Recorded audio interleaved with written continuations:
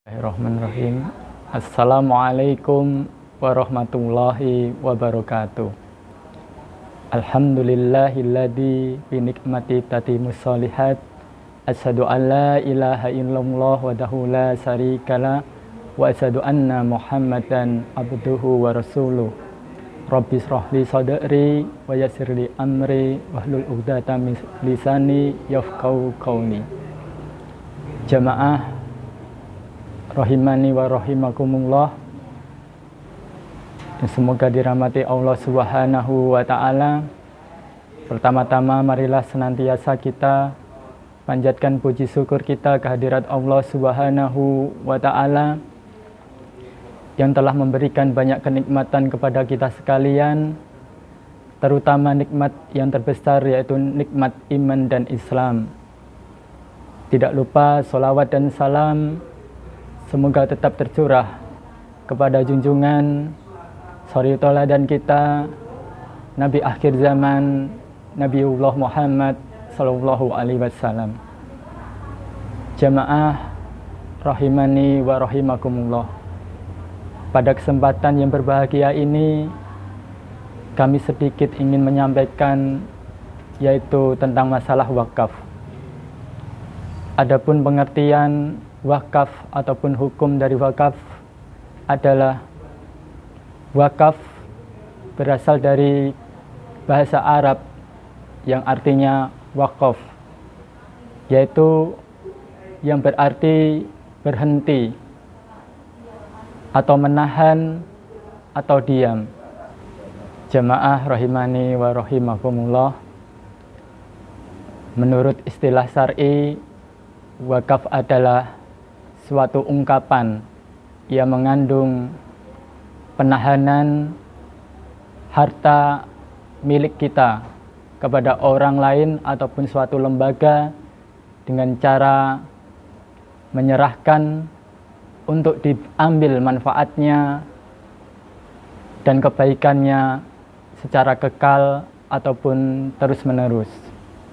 Jamaah rahimani wa rahimakumullah yang semoga dirahmati Allah Subhanahu wa ta'ala, untuk memotivasi diri kita agar kita dapat memanfaatkan harta yang diberikan Allah Subhanahu wa ta'ala kepada kita sekalian, yang tentunya ketika harta itu berada di tangan orang-orang yang beriman, maka harta itu akan bermanfaat untuk orang lain dan tentunya akan kembali kepada kita sekalian manfaatnya di dunia dan di akhirat.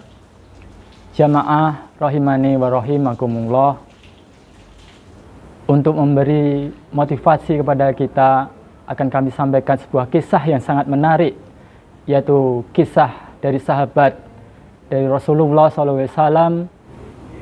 Sahabat Utsman radhiyallahu anhu membeli sumur dari seorang Yahudi yang bernama Rumi.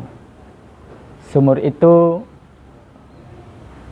waktu itu dibeli karena Utsman bin Affan merasa kasihan kepada orang-orang ataupun penduduk di daerah itu ketika ingin mencari minum dan kesulitan harus meminta kepada orang Yahudi tersebut, tetapi orang-orang merasa kesulitan karena sifat dan bakilnya orang Yahudi tersebut.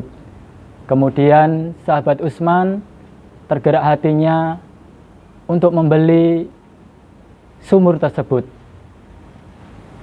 dan berjalannya waktu sumur itu pun dibeli, tetapi dengan syarat dibagi menjadi dua, yaitu ketika sumur itu giliran waktu Utsman, maka orang-orang pun mengambil air kepada sahabat Utsman, yaitu secara gratis. Tetapi ketika giliran orang Yahudi tersebut, orang-orang mengambil air di sumur tersebut tetapi diberi harga oleh orang Yahudi tersebut.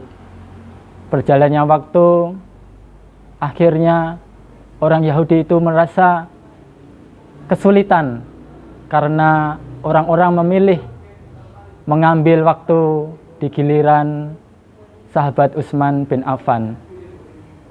Maka orang Yahudi itu pun mendatangi sahabat Utsman untuk sekalian membeli keseluruhan sumur tersebut. Jamaah rahimani wa rahimakumullah, sumur Rumi itu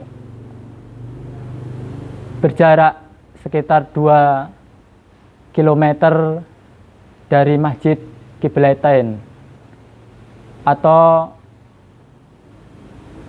3,5 kilo dari Masjid Nabawi, berada di Waqi'. Sahabat dan jamaah sekalian yang semoga dirahmati Allah Subhanahu wa Ta'ala, tentunya kita dapat mengambil betapa besar manfaatnya sesuatu yang kita miliki, yang kita wakafkan untuk kepentingan manusia, akan sangat bermanfaat untuk kita di dunia ataupun di akhirat kelak. Kita bayangkan betapa sumur itu hari ini masih mengalir airnya dan masih diambil oleh orang-orang ketika berangkat haji. Kita bisa bayangkan betapa pahala yang diambil ataupun didapat oleh sahabat Utsman ini. Sudah beribu-ribu tahun lamanya sumur itu diwakafkan.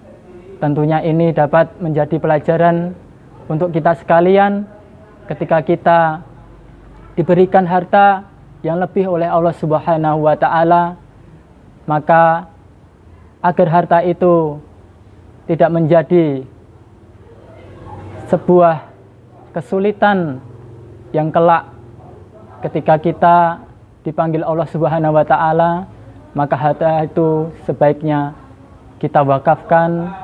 Harta-harta yang kita punya, baik berupa harta, baik berupa tanah ataupun berupa benda-benda yang lain yang dapat memberi manfaat kepada manusia di sekitar kita. Jamaah rahimakumullah yang semoga dirahmati Allah Subhanahu wa Ta'ala, demikianlah sebuah kisah yang dapat kita ambil pelajarannya, ambil ibrahnya. Semoga kita yang diberikan harta yang lebih oleh Allah Subhanahu wa Ta'ala senantiasa dapat memikirkan apa yang akan kita bawa kelak ketika kita menghadap Allah Subhanahu wa Ta'ala, yaitu dengan mewakafkan harta kita di jalan Allah Subhanahu wa Ta'ala. Demikian sedikit yang bisa kami sampaikan kepada jamaah sekalian. Semoga kisah ini dapat memotivasi untuk kita sekalian. Subhanakallahumma wa bihamdika asyhadu alla ilaha illa anta astaghfiruka wa atubu ilaik. Assalamualaikum warahmatullahi wabarakatuh.